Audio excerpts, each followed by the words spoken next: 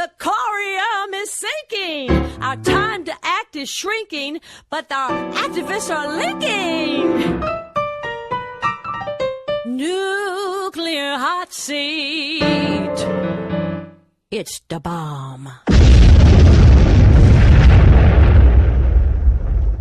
Welcome to Nuclear Hot Seat, the weekly international news magazine keeping you up to date on all things nuclear from a different perspective.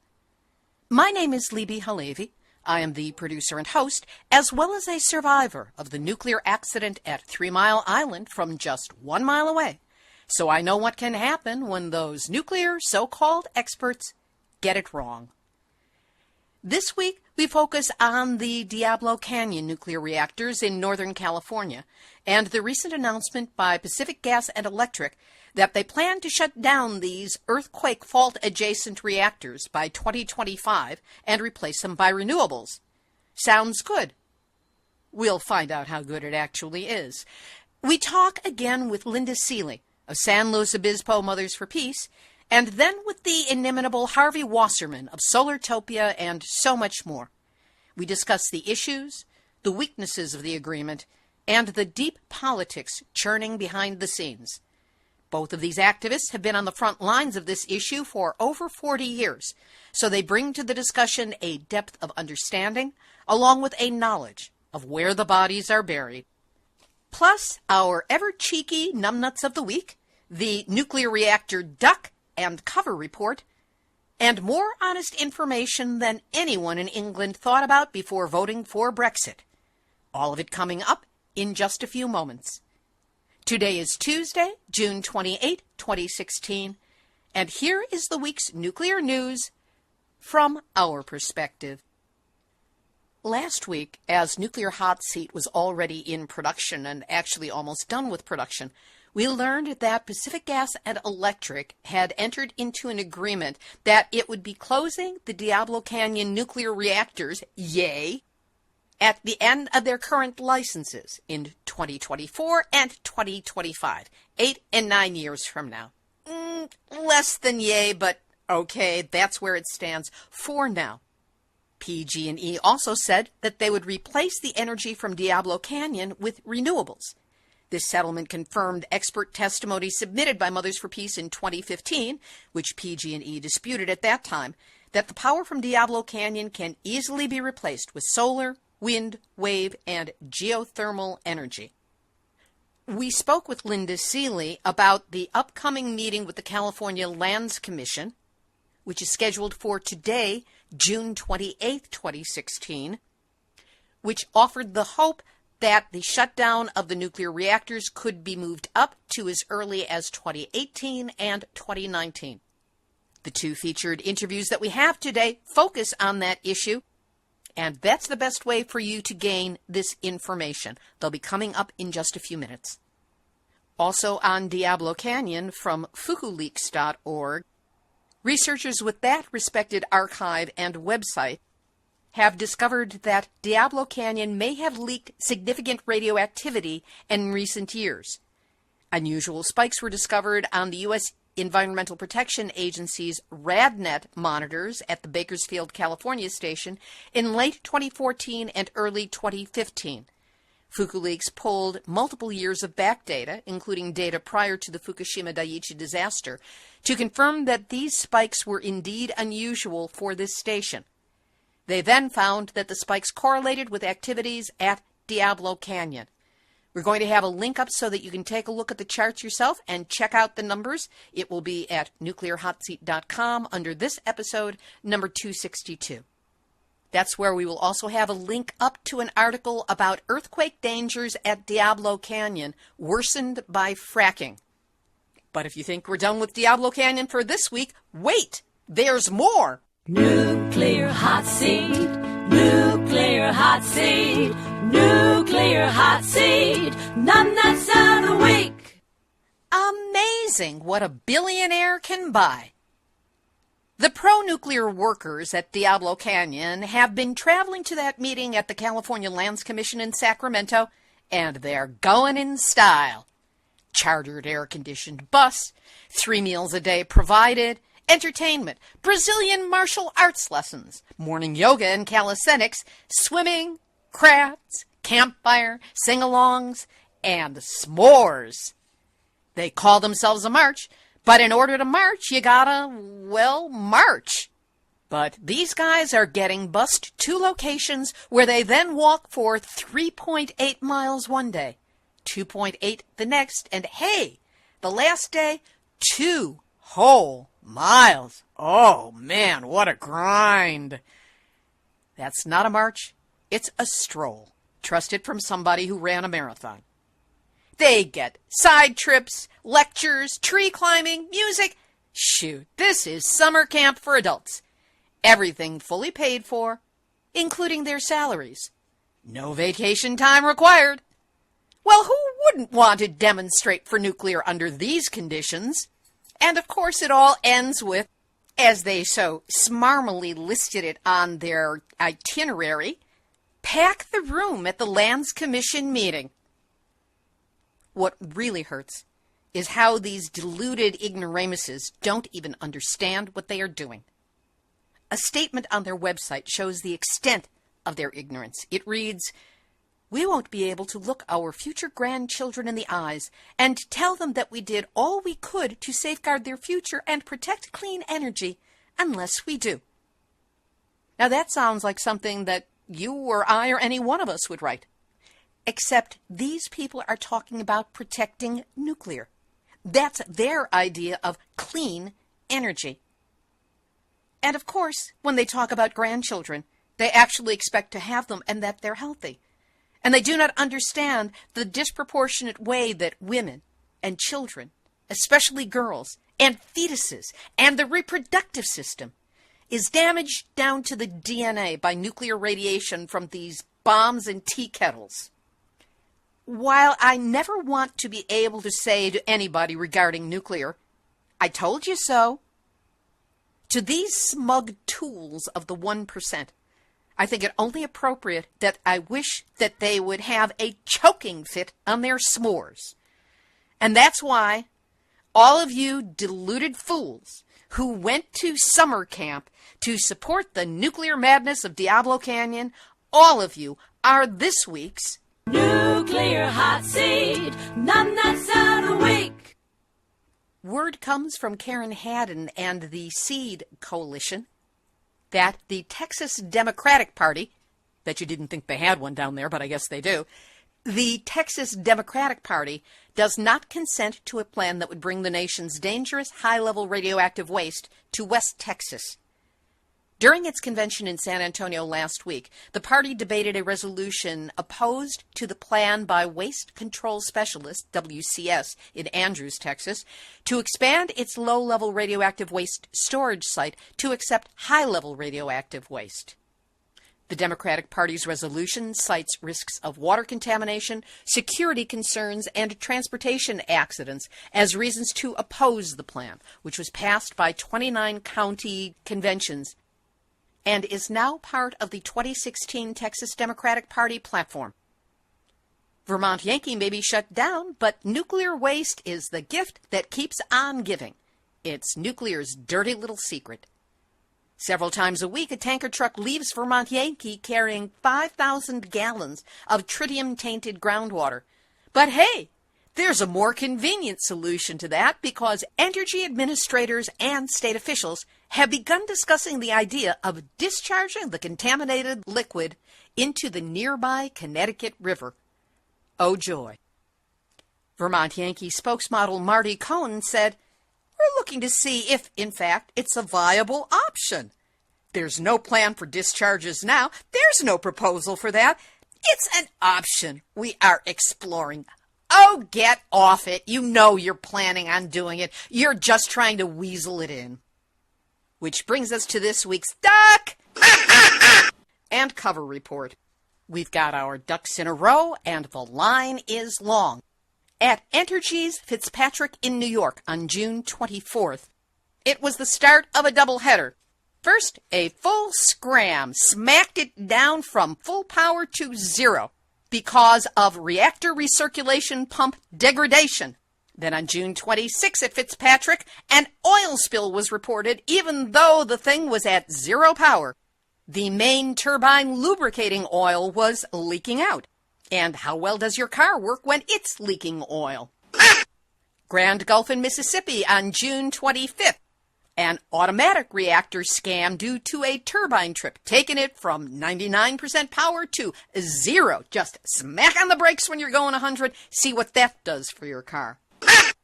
Exelon's Clinton in Illinois on June 24th.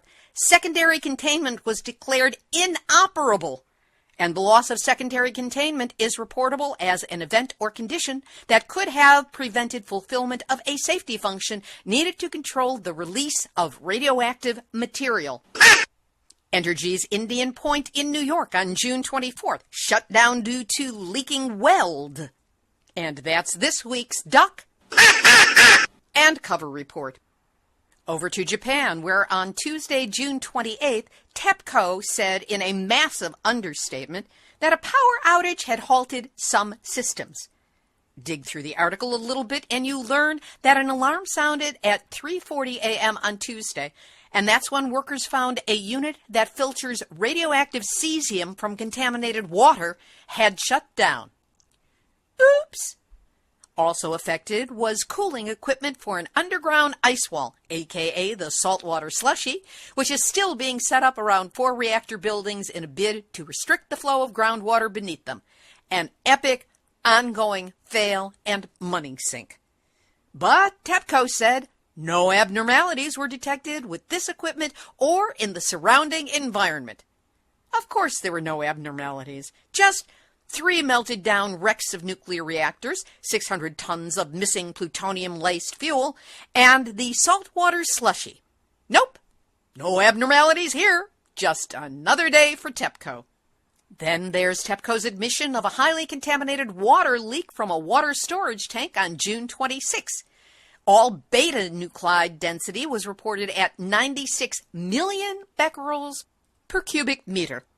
And remember, this kind of tank has unwelded joint parts, which are vulnerable to leakage. The life of the tanks is reported to be 5 years. It's been 5 years since Fukushima, and these tanks have been up almost that long. Can't wait to see what happens next. The recently restarted Ui power plant in Fukui Prefecture registered 2 alarms indicating trouble with electric power cables between late Saturday and early Sunday. No glitches have been found, and the utility, Kansai Electric Power Company, has tried to fob off the problem as a radio signal that monitors the connection conditions of the cables was temporarily interrupted due to an unstable atmosphere. BS. Define unstable atmosphere. Is it a breeze? Is it a tornado? Or is it just the ongoing problem of nukes? The Japanese researchers who published the frequently quoted study of the mutational effects of Fukushima's radiation on blue butterflies have gotten their research grant withdrawn. Thanks a lot, Takahashi Industrial and Economic Research Foundation. In England, the UK's Brexit vote is being labelled as the final nail in the coffin for an £18 billion project to build a new power station at Hinkley Point. This according to Paul Dorfman, an honorary senior research fellow at the Energy Institute, University College, London. Dr. Dorfman said, "How is France going to invest in the UK if the UK is no longer part of the Union?" He went on to say, not only that, but the French nuclear industry has huge financial problems, and unions are screaming that they don't want Hinkley Point. And in Mexico, didn't know Mexico was a nuclear country, but there you have it. A used fuel storage installation at Laguna Verde Nuclear Power Plant has been built in a mere 16 months instead of the 3 years that it's supposed to take. You never want to speed build at a nuclear facility. Built by Holtec International, makers of the thin canister tin cans that are being foisted on the American public. According to Donna Gilmore of San Onofre Safety, these canisters are even worse than the ones that have been foisted on the San Onofre nuclear waste and the customers of Southern California Edison. Que lastima. We will have our featured interviews in just a moment, but first, my ongoing thanks to all of you who help support Nuclear Hot Seat. Whether you choose to buy the show a cup of coffee, what I call the Starbucks donation, choose to make your Starbucks donation a monthly recurring donation, or you are able to contribute something larger. Everything counts towards covering our expenses, and as always, the kind words you share help keep me in good heart. So as we move into year 6 of this international show, please help keep Nuclear Hot Seat going as a show you can depend upon for verifiable nuclear news, slam-bang interviews, and a whole bunch of anti-nuclear attitude. To donate now, go to nuclearhotseat.com, click on the big red donate button, and know that whatever you can do to help, it is necessary, appreciated, and I am truly grateful to you. Activist shout-out. Donna Gilmore of SanOnofreSafety.org is looking for some activists fluent in Spanish to help translate information into Spanish for Mexico, especially the information on Holtec canisters, and also more general information for Spanish speakers here in California. If you can help with this, maybe as part of a team of translators, you can reach Donna through the contact link at SanOnofreSafety.org. Y gracias por su ayuda. No, not me. That's as far as my Spanish goes. Both of this week's interviews focus on Diablo Canyon and the announcement by Pacific Gas and Electric last week that they would be closing that 2-reactor nuclear facility at the end of their licenses in 2024 and 2025. 2 weeks ago, on the Nuclear Hot Seat 5th Anniversary program, we spoke with Linda Seeley of San Luis Obispo Mothers for Peace about what was then an upcoming meeting on Diablo Canyon with the California Lands Commission. There was a real chance for forcing the shutdown to take place by 2019, not having to wait until 2025. In this interview, recorded last Sunday, June 26, 2016, Linda covers the Mothers for Peace plans and hopes for that meeting. Linda Seeley, first of all, welcome back to Nuclear Hot Seat, and congratulations. Thank you. We'll talk about the congratulations. That's the big question. PG&E made this announcement, but it's 8 or 9 years away. So in terms of what they actually said and what this actually means, how good is it? We have to look at it from the big picture and then from the details. Big picture, it's great. As it stands right now, it appears that California is going to be nuclear-free in 9 years. Yahoo, that's a wonderful thing. We don't need the nuclear power. We don't need it today. California happens to be the 6th largest economy in the world, and according to the deal, the power from Diablo Canyon is going to be replaced with renewable energy. So what could be better than that? That's the big picture. On the day-to-day level, there are problems. Number one, 9 years is a long time for an aging, embrittled 2 reactors that sit at the intersection of a dozen earthquake faults to be running and producing more and more nuclear waste, which we don't know what to do with. So that in itself is a huge issue for Mothers for Peace.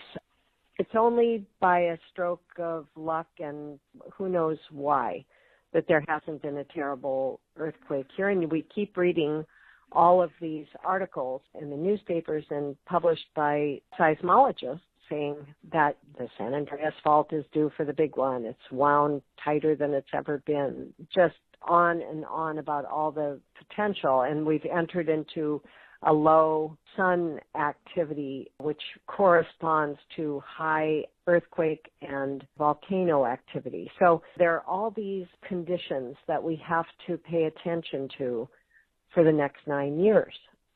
The other part of this deal is that if you read it, PG&E can bow out of it any time they want. There's nothing binding in the deal for PG&E. So that's another worry because, as you know, PG&E is on trial right now in San Francisco for their San Bruno catastrophe that killed 8 people, blew up, 38 houses and injured 67 people. Remind us of the nature of that accident. PG&E was charged with taking care of the underground pipes for the natural gas, and they were given money from the Public Utilities Commission to take care of those pipes. Instead of using that money to take care of the pipes, to keep them in good working order, they used that money and gave it to their senior executives as bonuses. And then, lo and behold, there was a catastrophic explosion that led to this disaster.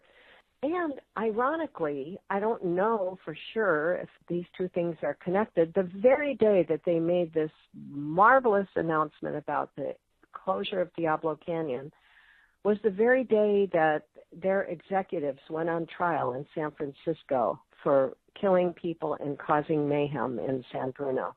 So was it a PR thing? I don't know, but there's something not quite right about the whole way this came down. I would say also, just from a pure media perspective, that this was a planned attempt to at least deflect some of the bad publicity and supplant it with something good, even if it is not genuine in intent. Seems like it. Considering San Bruno, that's one aspect of the timing.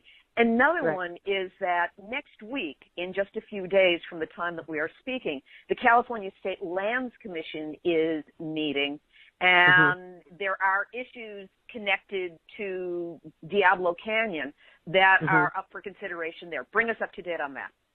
The meeting is scheduled for this Tuesday at 10 a.m. in Sacramento and in Morro Bay. And we do hope that anybody who is physically able will show up at one of those meetings.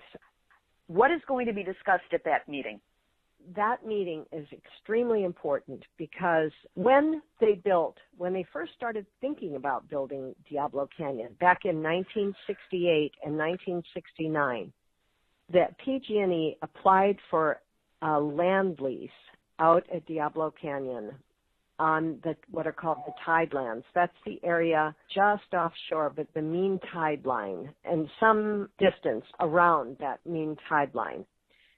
That is where they built the plant, and that is where they have the intake water structure to suck in 2.5 billion gallons of water every day, destroying every single bit of marine life that they suck in with it, which is estimated to be about almost 2 billion fish a year are killed in the larval stage. So they suck it through. It goes through the plant, cools the plant to make it so that it doesn't have a nuclear meltdown. During that time that it's going through the plant, it does pick up bits of radioactive material, and then it is pushed back out into the ocean. It's about 20 degrees warmer than it was when it came in, and it has trace amounts of radioactive material that are allowed to be discharged into the ocean every single day. So back in 1968 and 69, PG&E signed a lease with the California State Lands Commission. It was a 49-year lease. By the way, I just found the original lease last night, and it mentions nothing about renewal. There's not a clause in there that talks about renewal. So basically, they are looking at a brand new lease. Those leases expire in 2018 and 2019. And what PG&E and the groups that negotiated the agreement wrote into their agreement is that the State Lands Commission would extend those leases out until 2024 and 2025 without having any kind of environmental review. These leases were signed before there was, everybody's heard of the California Environmental Quality Act, which is an act that was signed into law by Ronald Reagan in 1970, and it's the most stringent environmental quality formula that exists in the whole United States. And that's what's referred to sometimes in conversation as the CEQA. Exactly, CEQA. And under CEQA, any proposed project has to write an environmental impact report, an EIR. And so what we say is that these leases are up in 18 and 19. We want the State Lands Commission not to automatically renew them for 9 more years. What we want them to do is to order PG&E to do a full environmental review of the effects of this facility on the biosphere. That is what CEQA is all about.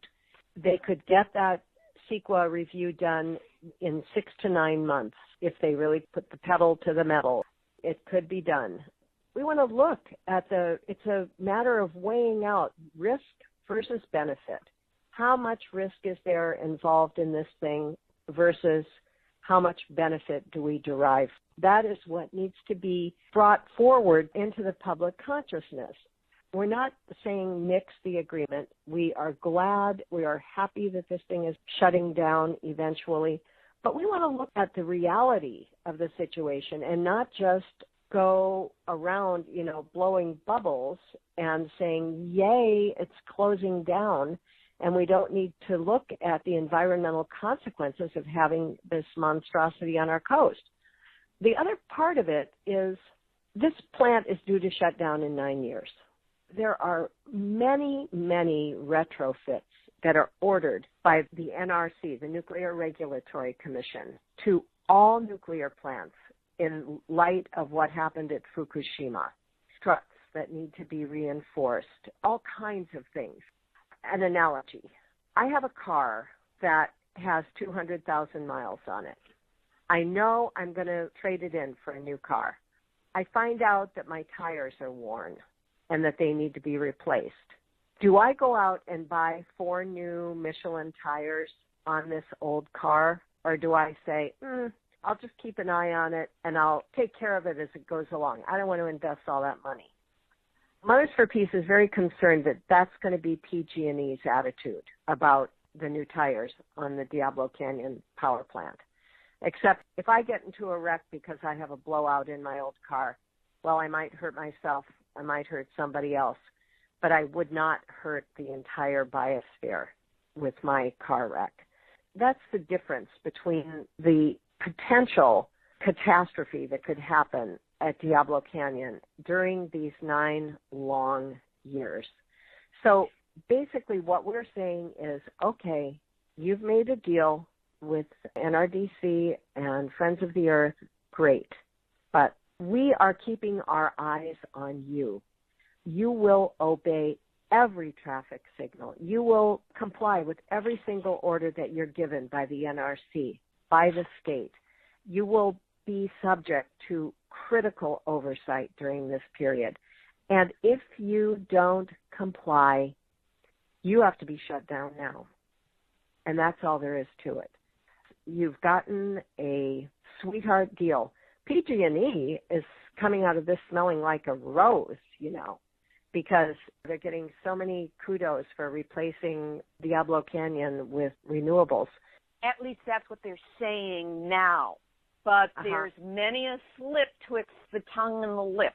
And there's a lot of ways that they can squirrel out of this. I find it fascinating that at the same time that they're announcing the shutdown, employees of theirs are announcing the Mothers for Nuclear, which is just an oxymoron that blows my brain. That is happening, and there's also a lot of other action to create this nuclear is wonderful and make it look like a grassroots campaign. What can you tell us about that? It isn't actually PG&E that's involved in that. It is called the, quote, Breakthrough Institute, but it's funded by radical pro-nuclear people in Chicago. Their main funder is that one of the heiresses of the Hyatt hotel chain. She's a billionaire, and she is in league with Michael Schellenberger, who calls himself an environmentalist. And I don't quite understand their fanaticism, their pro-nuclear fanaticism, and I'm trying to understand.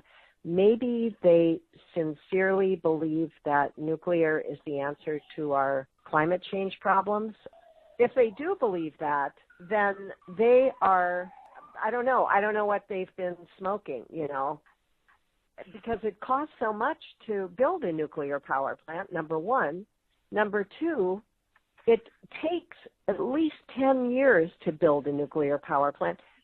And number three, nuclear power plants create the worst toxic legacy that anyone has ever imagined could exist on the face of the planet.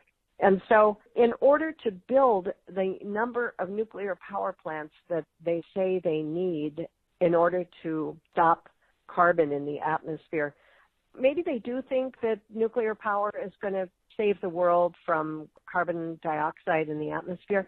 But in order to do that, Gordon Edwards, a very highly respected nuclear scientist from Canada, estimated that they would have to bring a new nuclear power plant online once a week for the next 10 years. Well, that's plain insane and undoable, even if there weren't the uranium mining, milling, processing, extracting, fabricating, transportation, the huge amounts of carbon that are put into the atmosphere when they're building one of these nuclear power plants. It's all a fantasy.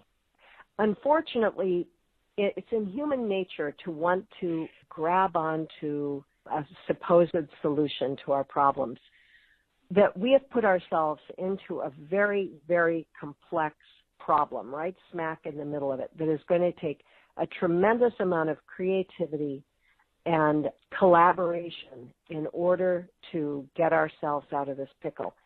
And the solution doesn't lie in building new nuclear power plants. It lies in looking at what our real renewable resources are, in putting rooftop solar on every house, on every building. It's talking about microgrids and localized power, and looking at this system not as a top-down big industrial company supply power to you, but all of us create our own power, and we've got more than enough ability to do that. Out at Diablo Canyon, they could put in wave power, which they are going to do.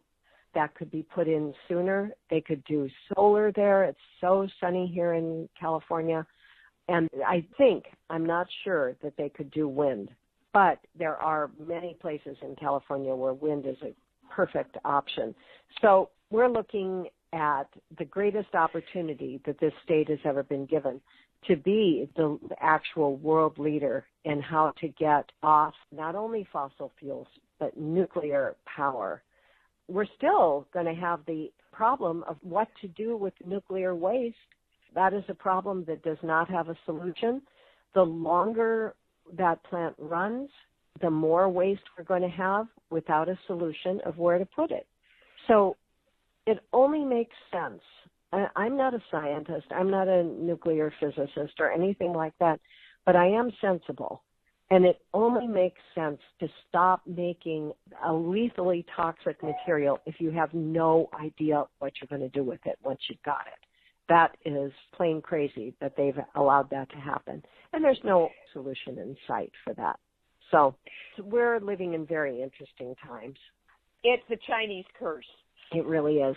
But I'm very grateful that we have this incredible network of people that are putting our heads together and our hearts together to look at this thing not through rose-colored glasses, but with a clear vision of how we're going to approach.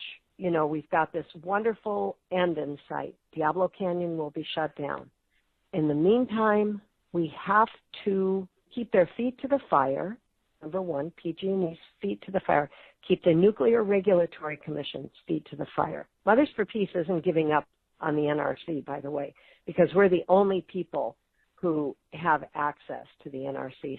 We are the official legal intervener in matters pertaining to safety and the environment at Diablo Canyon with the Nuclear Regulatory Commission. So we're part of all the proceedings at the NRC having to do with Diablo Canyon. There's going to be a lot going on at the NRC between now and 2024, and we will be there with our attorney, Diane Curran. Hopefully, you'll be able to cut down that period of time, either through a ruling by the State Lands Commission Perhaps there's an angle with the Coastal Commission. I've heard that there are other possibilities there. But right now we're talking about at the outside, in a non-binding way, PG&E has said they will shut down in 8 and 9 years. Right. But maybe we can move it a little bit sooner. If people who are listening to this show wish to do something to support Mothers for Peace and support the earlier shutdown of Diablo Canyon, what can they do and where can they go? First of all, they can write letters to the State Lands Commission. They're going to be accepting comments, I believe, for 30 days after the meeting about Diablo Canyon. So everybody will have a chance to make their opinions heard. That's number one. Number two, keep up with the issues. Mothers for Peace has a very, very active webpage that changes practically daily these days. We will keep people notified about what's going on and where the opportunities lie to get this thing shut down sooner. mothersforpeace.org. Thirdly, go to Mothers for Peace Facebook page. As things come in, we post them. We post dozens of things every day. We have to remember that we're part of a large, large community of groups, coalitions who are trying to shut down nuclear power all over the world. One reason that the Breakthrough Institute is so interested in keeping Diablo Canyon open is because it's very symbolic all over the world, because it was the largest civil disobedience action ever in the history of the entire United States. Took place at Diablo Canyon over years and years. And then it finally opened, and it was thought of as a great win for the pro-nuclear people. But now they're scared that it's going to be a great loss, and it is a great loss for the pro-nuclear power people. So keep in mind that we are all connected with each other. This is a big movement. It's not localized. In order for us to make it through into a sustainable future for our children and our grandchildren and their grandchildren, and the plants and the animals and other forms of life, we have got to get through this hurdle. If we join with each other and support each other, it's all going to happen more easily, though it won't ever be easy. Truer words were never spoken. That was Linda Seeley of San Luis Obispo, Mothers for Peace.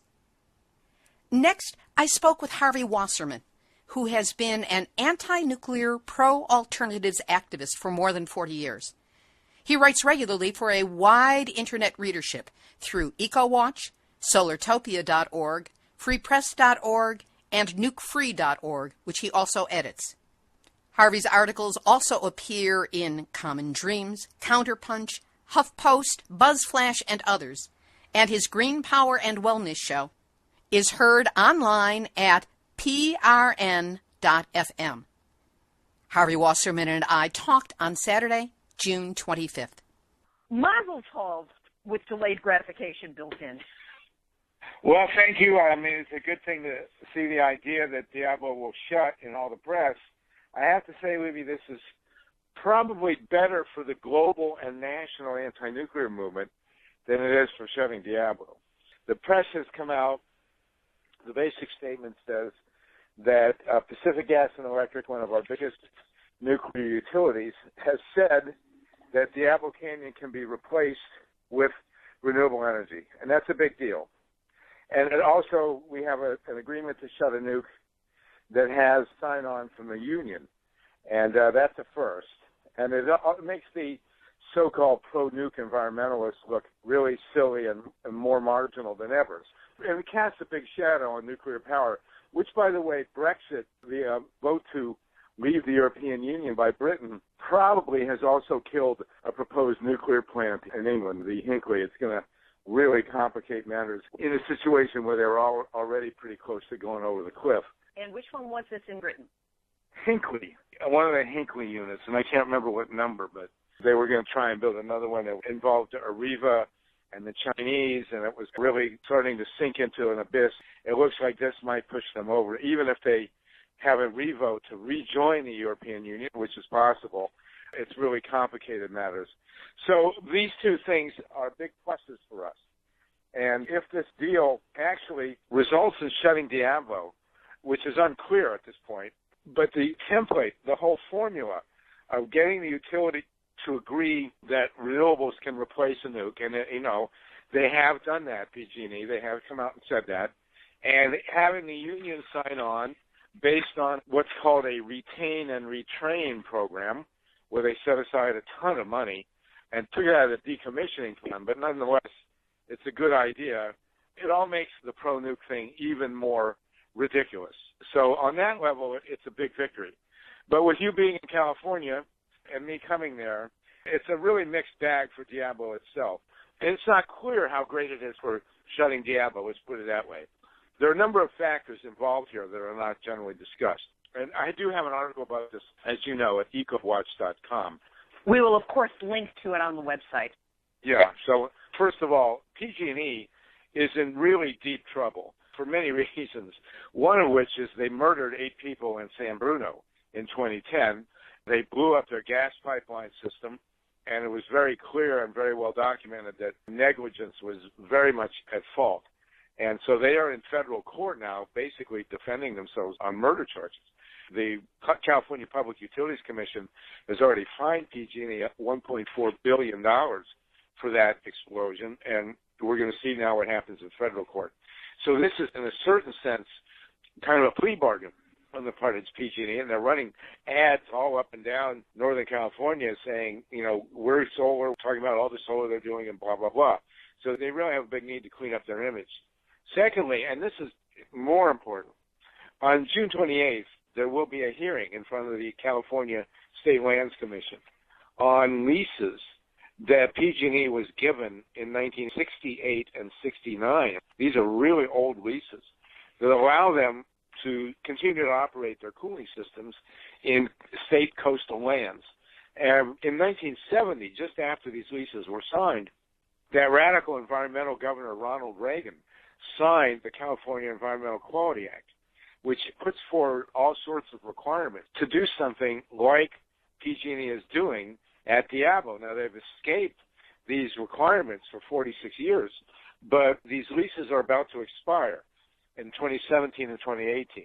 And the Lands Commission is being asked to renew the leases without meeting CEQA, without meeting the environmental impact requirements that are put forward in the California Environmental Quality Act. They're claiming their grandfather. Now what they're going to say, based on this deal, is, well, we're going to close the plants anyway, so don't make us do what CEQA requires us to do.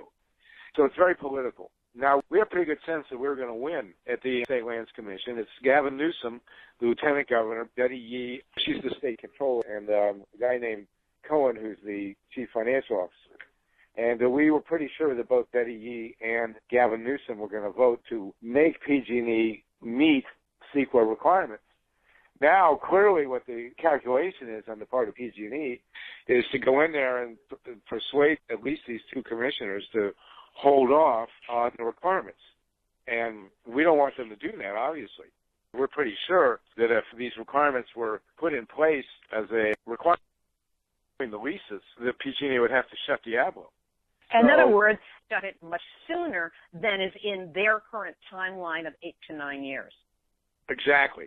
Now, I think, I'm not positive, and I have not read the agreement, that Friends of the Earth and NRDC, the 2 groups that negotiated this, along with A4NR, a California group, the 2 big ones, I think, agreed to not oppose their relicensing based on avoiding the CEQA. I don't think A4NR signed on to that, but certainly I didn't, and you didn't, and none of the other environmental groups in California signed on to that. The hearing is in Sacramento on June 28th, and it's a big one. I had Linda Seeley on the show 2 weeks ago to talk about the California Lands Commission meeting that was coming up. This, of course, was before the PG&E announcement.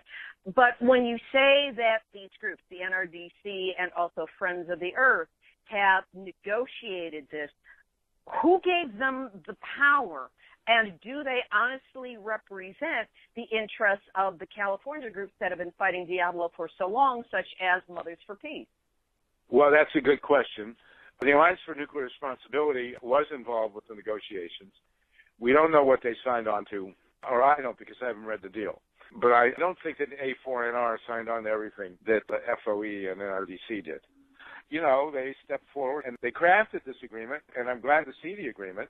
There's a lot in there that I say that really translates on a global scale, but we don't know really how it's going to impact the situation at Diablo. Clearly, allowing Diablo to operate to 2025 is not acceptable.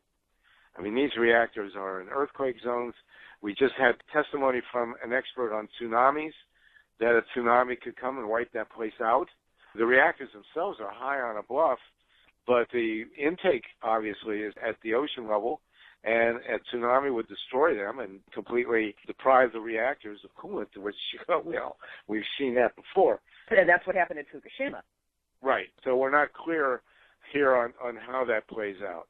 Now, the so-called pro-nuke environmentalists are running around pulling their hair out. Talk about your contradiction in terms. Yes, really. They're the ultimate oxymoron here. They hate this, and the industry hates this, primarily for the two reasons I mentioned, which is that it does have a concession by PG&E to say that they could get the power from solar, and that the union signed on to a fund. And this template, this model, could be applied to all the other reactors in the U.S., hopefully starting with Indian Point, where the Riverkeeper or whatever organizations are there that would be inclined could say, hey, look, this is what they signed on to at Diablo, and let's do this here at Indian Point, and hopefully at Davis-Besse in Ohio and the other reactors around the world.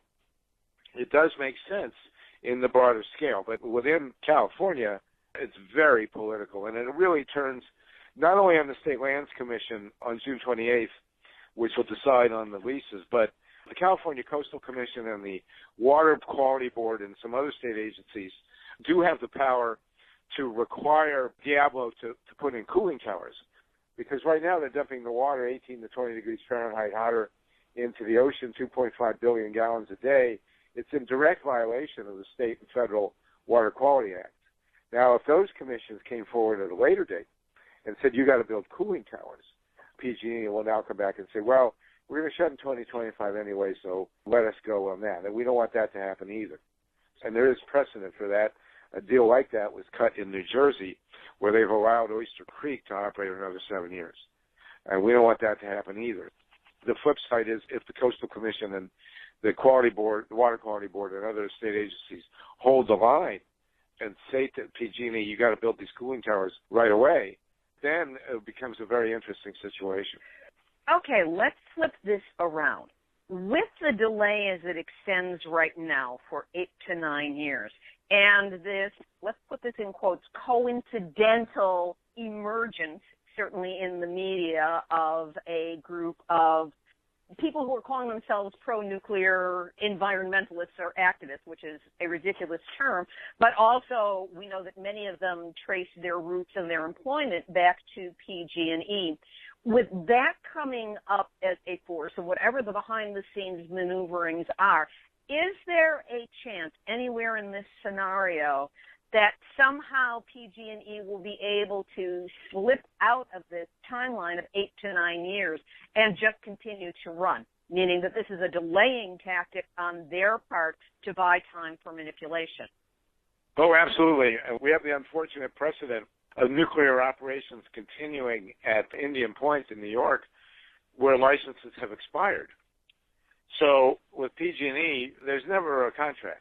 You can sign whatever you want to sign, but if they think they can make an extra 25 cents by taking a federal court, they will.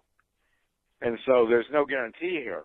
What they've done is they've damaged the credibility of the industry enormously, which is fine and good. But in terms of the actual shutdown at Diablo, it could be just another manipulation. As concerned activists, me certainly here in California, but there are so many of us who are aware of this and watching it so closely.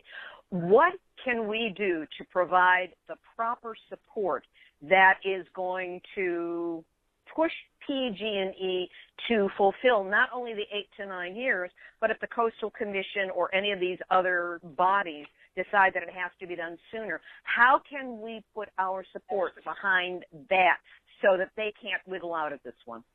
Well, people should go to the Lands Commission's website, write to Gavin Newsom, write to Betty Yee, write to Mr. Cohen, the 3 commissioners on the State Lands Commission, and tell them absolutely do not grant this lease without requiring the environmental impact reporting and compliance with CEQA. I mean, CEQA is only 46 years old, for God's sakes. They can't meet 46-year-old environmental standards. What are they doing?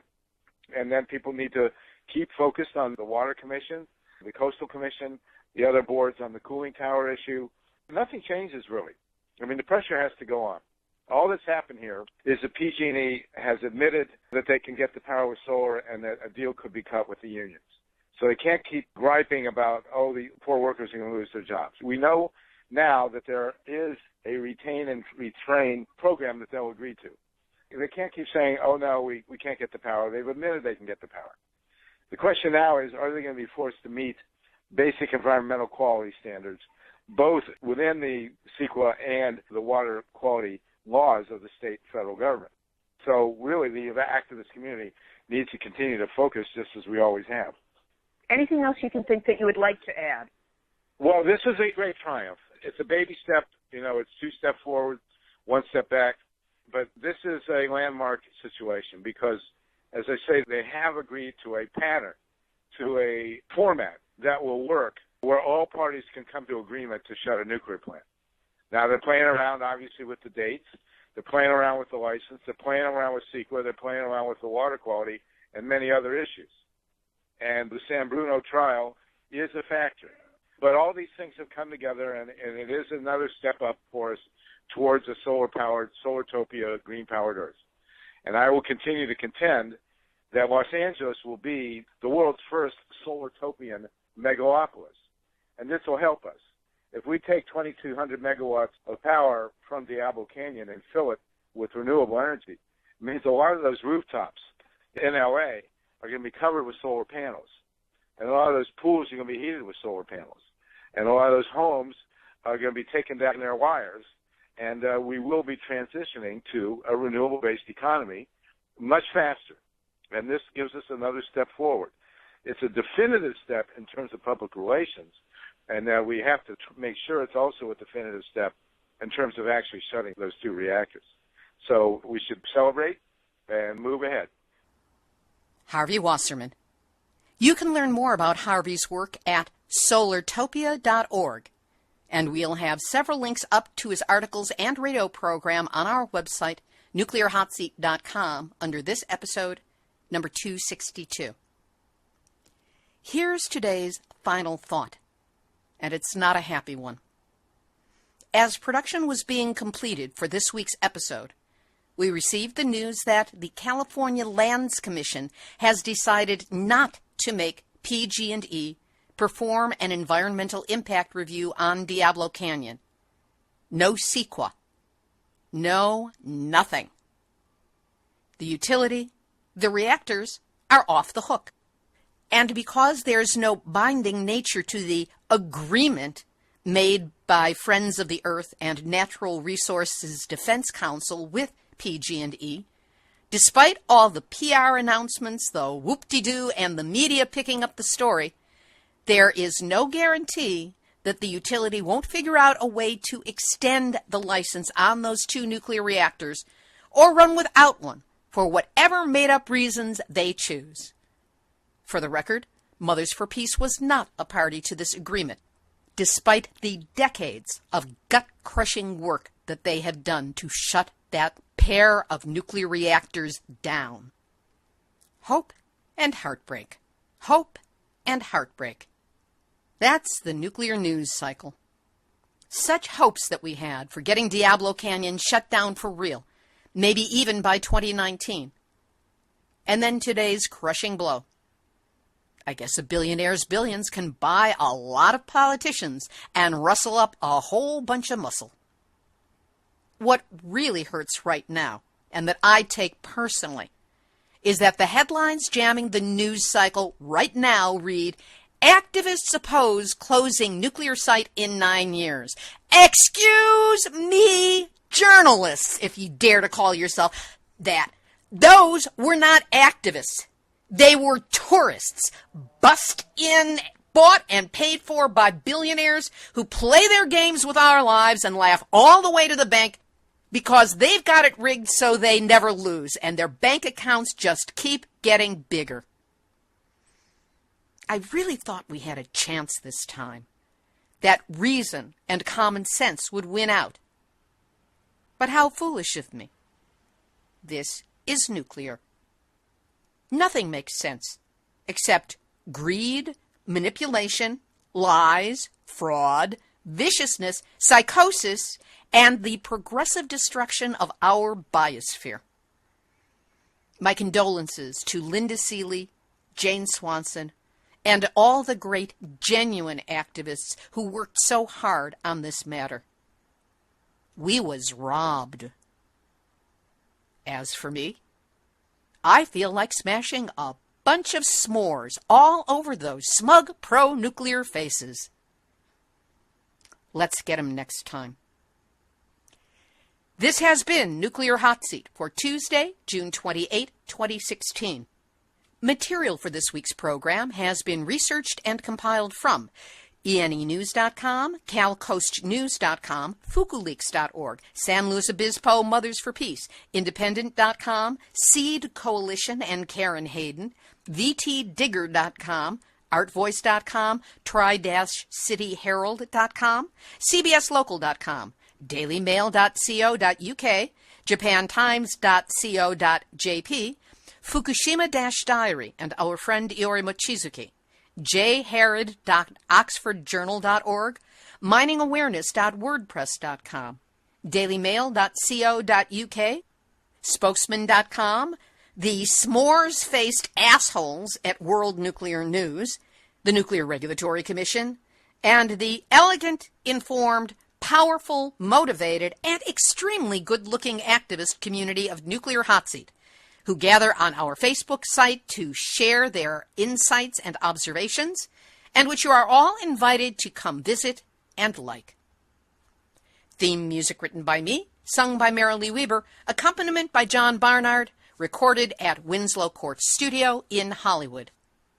Nuclear Hot Seat is syndicated by UCY.TV, ActivateMedia.org, PlanetExperts.com, on NewZSentinel.com, and now broadcast on WGRN-FM in Columbus, Ohio.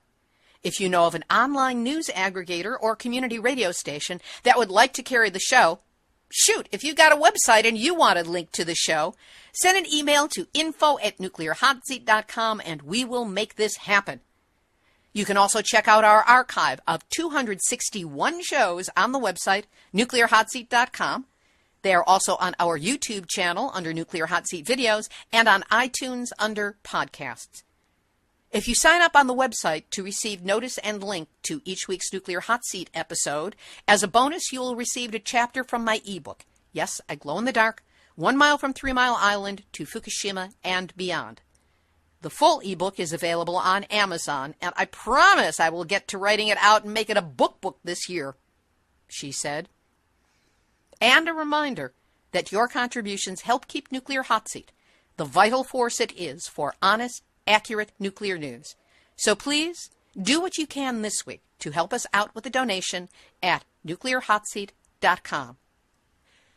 Nuclear Hot Seat is the activist voice on nuclear issues. So if you have a story lead, a hot tip, or a suggestion of someone to interview, send an email to info@nuclearhotseat.com. We are copyright 2016, Libbe, HaLevy, and Harvey Communications.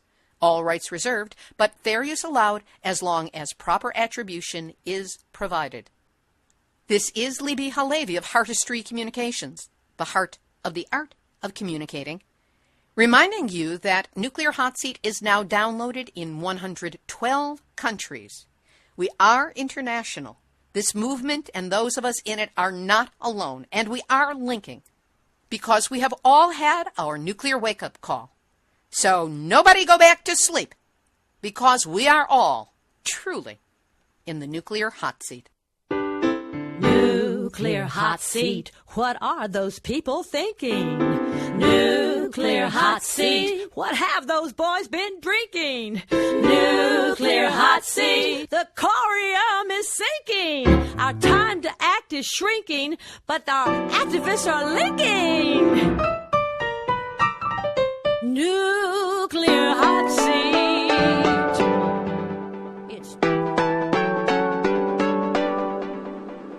You're listening to UCY.tv. Why don't you stick around for more awesome radio?